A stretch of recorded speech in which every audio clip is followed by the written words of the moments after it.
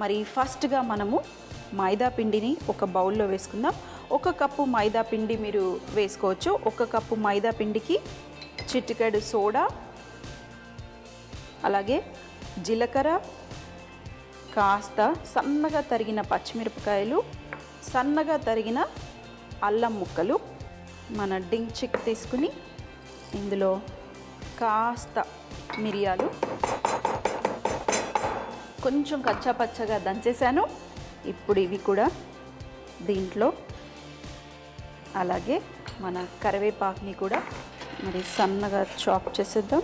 ఇప్పుడు మనం ఈ కరివేపాకుని కూడా ఇందులో వేసేసుకుందాం.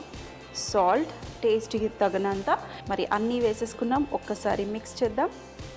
ఇలాంటి వాటికి కొంచెం పుల్లటి మజ్జిగ కావాలంటే మీరు పుల్లటి మజ్జిగ వేసుకోవచ్చు, లేదంటే మామూలు రెగ్యులర్గా ఉన్న పెరుగు కూడా వేసుకోవచ్చు. పెరుగు వేసేసి మనకి ఏ కన్సిస్టెన్సీలో ఉండాలి, బోండాలు చక్కగా చిట్టి చిట్టిగా రౌండ్గా పడే అంత కన్సిస్టెన్సీలో ఉండాలి. చూడండి, మన మైదా పిండి మిక్స్చర్ అదేనండి, బెంగళూరు బోండా మిక్స్చర్ రెడీగా ఉంది.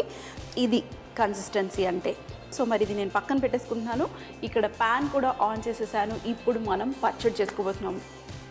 మరి కొంచెం ఆయిల్ వేసుకుని ఇందులో మనము జీలకర్ర, అలాగే ఈ వంకాయ ముక్కలు, మీ దగ్గర ఏ టైప్ వంకాయలు ఉన్నా పర్వాలేదు, కొంచెం వంకాయ ముక్కలు.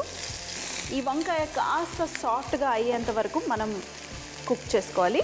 అలాగే ఎండుమిరపకాయలు ఎక్కువగా, కొంచెం స్పైసీగా ఉంటేనే టేస్ట్. చింతపండు, అలాగే ఇందులో ఉల్లిపాయలు కూడా వేసుకుంటున్నాము. ఉల్లిపాయ వచ్చేసి రఫ్గా మీరు కట్ చేసేసి వేసేసేయండి.